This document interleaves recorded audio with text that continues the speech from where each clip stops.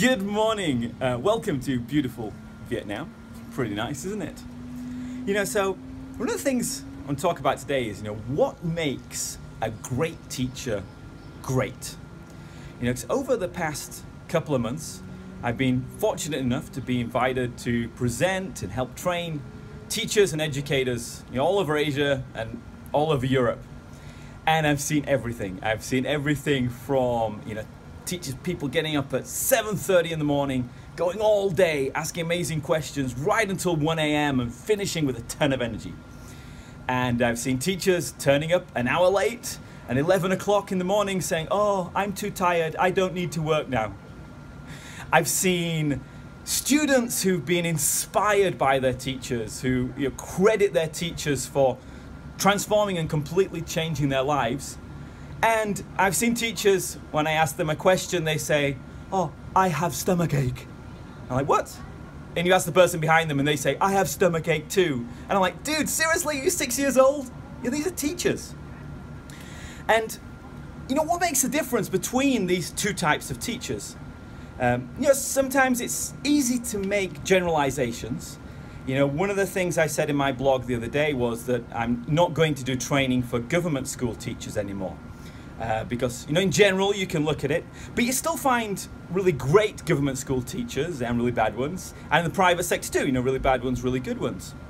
And, obviously in the government sector, there's things like, in the training, they're forced to sit down to 3 hours of speeches before we start, which is just bad education. And that's by the education ministry. Whereas, private sector workshops, you're standing up, jumping up, it's like, okay, we can do this. Let's get our aims, our goals, know why we're teaching. Here are the techniques, let's go. And it's a different format.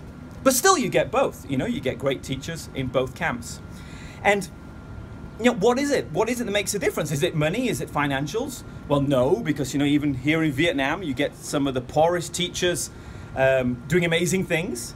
And, in countries where we're lucky enough to shower in purified drinking water, which is, a lot of the Western world, we have terrible teachers as well, so it's not money.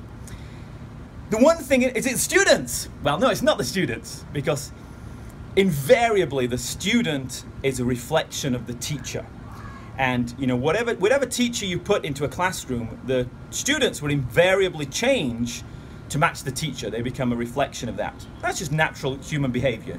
We model the people around us. So if our teacher is super enthusiastic, strict with rules, but giving us cool stuff, we'll react to that differently than a teacher who has, bad body language, turns up late, doesn't really care. We can pick up on that.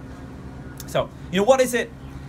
Without a doubt, the difference is between a great teacher and an average teacher is purely mindset. It's just these modern skills. Well, they're not modern, they're thousands of years old, yeah.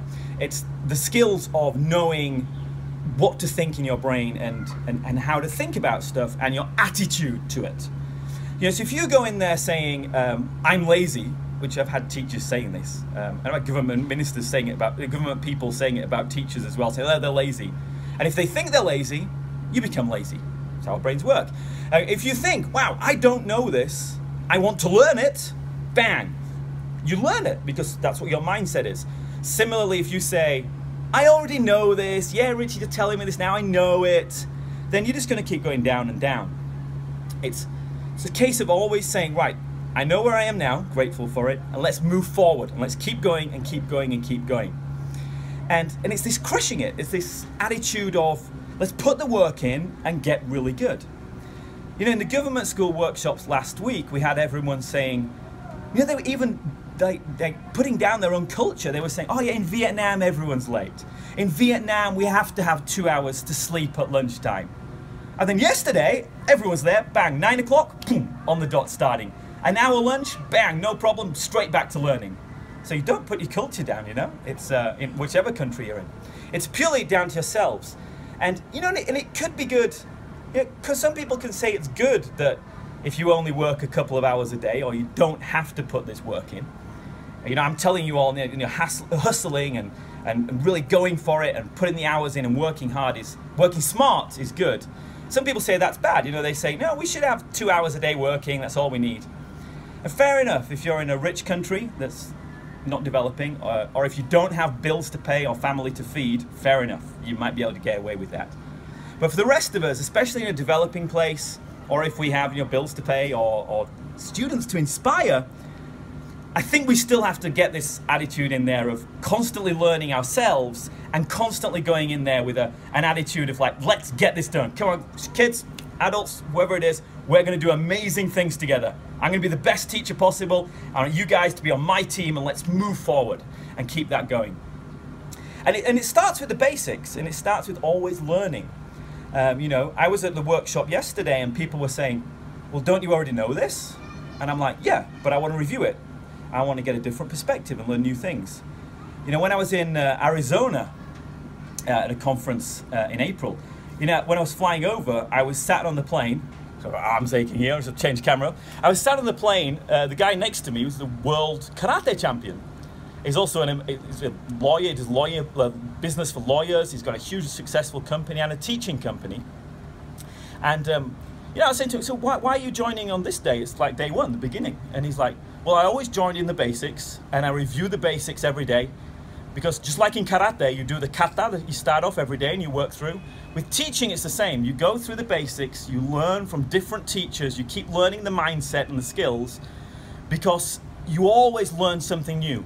Your brain only takes in what it's ready for right now, and what you are ready for now is probably not what you were ready for last time. So this time you'll get these, we call them nuggets, little tricks, a little information, a little bit of body language, something different that can make a difference in your lesson right now.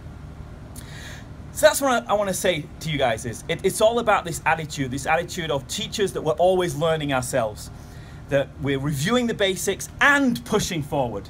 We're trying to reform the way national governments do teaching and how we personally teach ourselves. And it is really all down to mindset and how we think. Whatever you say to yourself in your head is what you become. What you become is what the kids copy. So what sort of students do you want? Really think about it. What would your ideal class be? I know now, and I know when I walk into a room just with the first greeting, I know what they're going to be like. But beforehand, I always envisage them as being really awesome. Sometimes that's hard. Saturday it was easy. I just went in there and said, hello, and everyone, bang, straight away I knew they were great. Thursday, I walked in there, said hello, and they went, can't be bothered today. These are teachers. And I was like, what? Now luckily, the English program motivates them to teach English, to learn English. And getting them motivated to teach was a little bit more difficult, but took a lot of work, a lot of energy. But we have to keep going with that. When I was 16, I was fortunate to read my first personal development book. And it was a book called How to Think Like a Millionaire. And it's not in print anymore. And it wasn't about money grabbing or putting people down or anything like that. It was how to think like a successful person, which is, how can I be a better me? And how can I provide more value to other people? So when I was 16, I read that and thought, okay, well, what am I looking for now? And some of my teachers at school were really boring, so that's why I started at my own school and started teaching myself. And a lot of it is what we put in our heads every day. So one of the modules in my coaching program is personal development. It's how to be a better you. Because, just like your car, if you put rubbish in your car every day, what's it going to be like after 6 months? So we have to be careful about what we put in our heads every day as well. The teachers who are moaning about not having enough energy, not having enough time, blah, blah, blah, they were sat outside scrolling through their Facebook feed and playing Bejeweled on their phones. Those are addictions. Maybe not as deadly as smoking or gambling, or maybe they are, because addictions like Facebook and those sort of games, they take away time from your family. So what's more important, Whereas the teachers who were actually doing well, they were reading books. They were reading books from successful teachers, from successful thinkers, successful scientists, successful people from history. They were just reading books and asking great questions, and that's how they were improving. So really be careful about what you put in your brain each morning. You don't put the TV on, don't read the newspapers. Excuse me, it's getting hot here, isn't it? I think it's cool, it will be. Read cool stuff. Read teaching books, read game ideas, read teaching ideas, read about great people through history, and fill your brain with great stuff, and then great stuff will come out for your students. Same with our bodies, If we eat fatty burgers and cakes every day, bang, that's what we're going to get. If we eat more healthier, lots and lots of water, we can be stronger, we can do more and have more energy throughout the day. So, that's basically my review of the last couple of weeks. Is there are some amazing teachers, but we need more. And if you're a school owner, don't just hire anybody, hire amazing people. If you're starting your own school, you've got a big job to do because there are so many bad schools out there. You've got a huge opportunity and a huge responsibility. And if you're in a government school where the system's pushing you down all the time, try and put that to one side. When you walk into your classroom, do what I did every day, even though my bosses and everybody in the ministry and everybody was like, do this, do that. I was like, okay, put that outside. What can I do for these students right now? And go in that classroom with a big smile, good body language, an awesome attitude, listening to the students, finding out what they really need and helping them out. Because that's what it's all about. So there you go. So, yeah, in conclusion, careful what you put in your minds. Keep positive all the time and just keep going, keep going, keep going. You are watching this video now. You're amazing. You've watched to the end here. You are the top teachers. Keep filling your brains with this cool stuff. Keep doing cool things and it'll be good. I'm going to take a week off now. I'm in Paris on Friday if anyone wants to grab lunch or a coffee in the morning. And then I'm taking a week off. All my family's getting together in France, which should be cool. And then I'll be back doing cool stuff on Genki English in September, which should be pretty cool. But yeah, it's certainly been eye-opening this week. And yeah, you go for it. You're one of the great teachers. I want to support you and help you do amazing things. Enjoy yourself. Be Genki. Bye-bye.